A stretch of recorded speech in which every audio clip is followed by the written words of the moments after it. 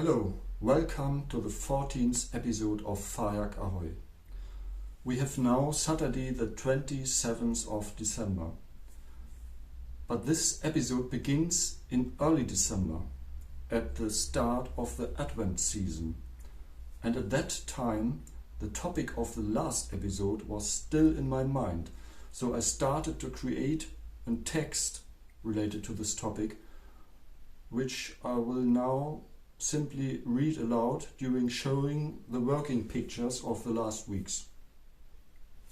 Since the end of November, I've been haunted by a feeling that I need to find a parallel between the stumbling block or stumbling blocks of the Reformation movement within Christianity in the 14th to the 16th centuries and the many criticisms within today's social policy, which, in my opinion, largely stem from our tendency toward unbridled technology consumption. Could it be that, for example, the sale of indulgences criticized by the reformers has a counterpart in the ever-increasing and increasingly unquestioned turn of human societies toward technology consumption? This feeling is practically forcing itself upon me, like my Halloween witch mask, and I finally had to start thinking about it loud. So, the sale of indulgences made it possible to buy one's way out of sins, a purchasable reset of conscience, so to speak. The use of technology allows us to accomplish things that we would not be able to accomplish by nature. The sale of indulgences could essentially be viewed as a kind of human technology that allowed people to do things, namely to commit sins, without having to change or compromise themselves. Believers could commit sins with a clear conscience because they knew they could buy their way out of them. The sin committed would have no personal consequences. The Church, as a human institution, covered up, even supported this view and behavior, and profited from it through the revenue generated by this business with the sins of its members. And isn't it quite similar with humanity's use of technology? At least when we allow our technologies to seduce us into living beyond our means.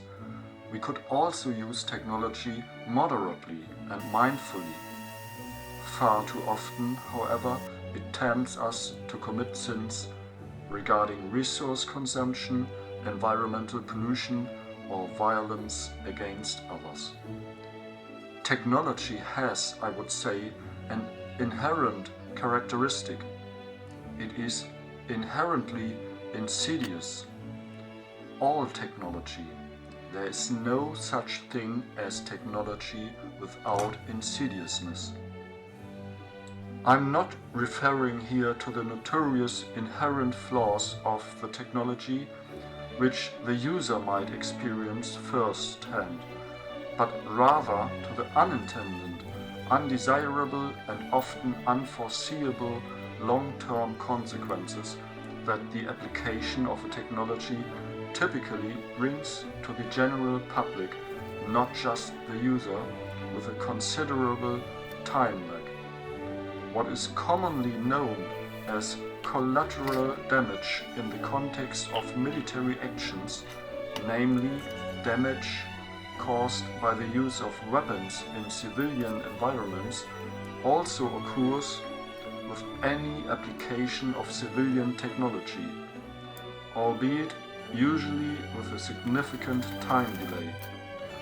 Perhaps the term collateral long-term consequences could be introduced as an umbrella term for undesirable consequences of technology in general.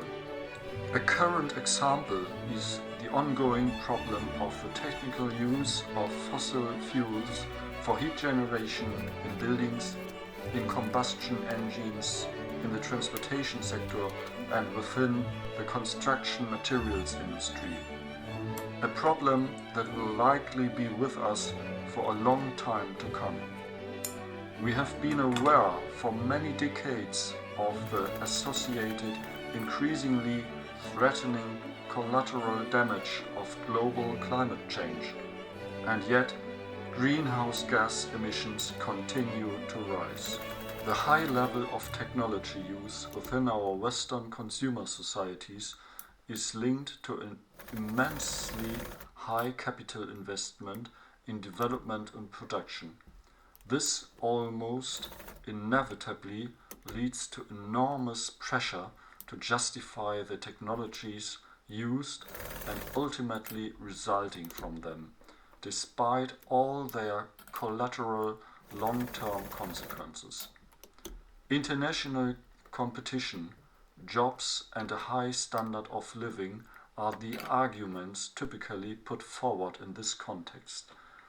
The responsibility of the individual is absorbed and dissolved within this vast economic industrial complex, much like the sin of a Christian within the church institution of indulgences.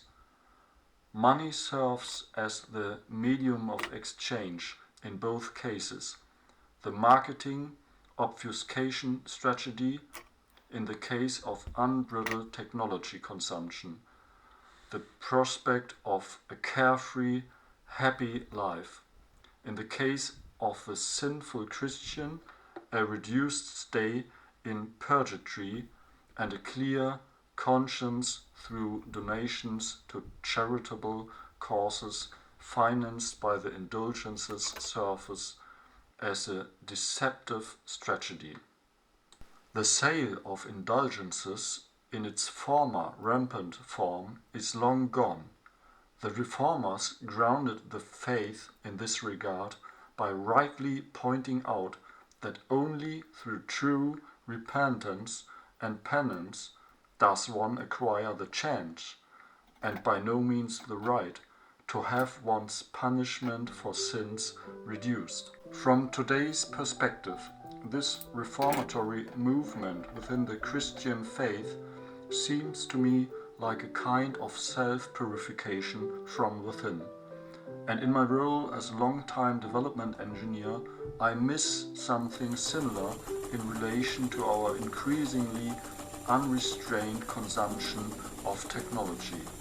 For example, if the rapidly increasing use of cryptocurrencies and artificial intelligence drives up energy demand to such an extent that the construction of new nuclear power plants is being pushed forwards, specially to meet it, despite the still unresolved problems of nuclear waste disposal.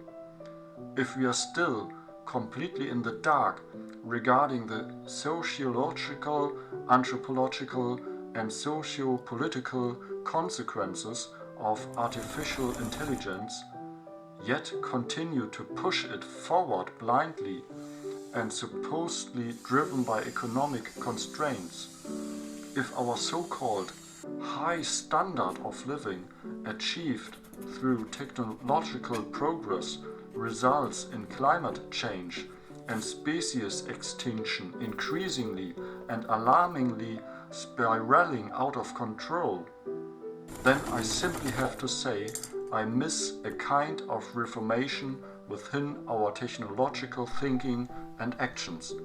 And perhaps we can be guided in this reformation by principles that the protagonists of that time courageously and repeatedly articulated for their faith. Just as one cannot hope to buy one's way out of sin through a deal with one's church, so too, in the realm of technological applications that impacts us daily, we cannot expect any institution, state, party, or organization to resolve the collateral long-term consequences we cause today. Instead, we are all responsible for our own actions, even more so today than in the time of the reformers. Once again, we cannot buy our way out of this, for example, by using even more technology or simply delegating it to future generations. We are either responsible in our role as consumers for what we consume, or in our role as developers and producers for what we develop and produce. One of my favorite quotes in this context comes from the American writer James Baldwin. "The hope of the world lies in what we demand, not from others, but of ourselves." And there are already so many projects that can serve as examples of a more mindful, sustainable form of technological development. With the Fajak project, I simply want to join their ranks, hoping to make a further contribution, perhaps even with one or two new ideas.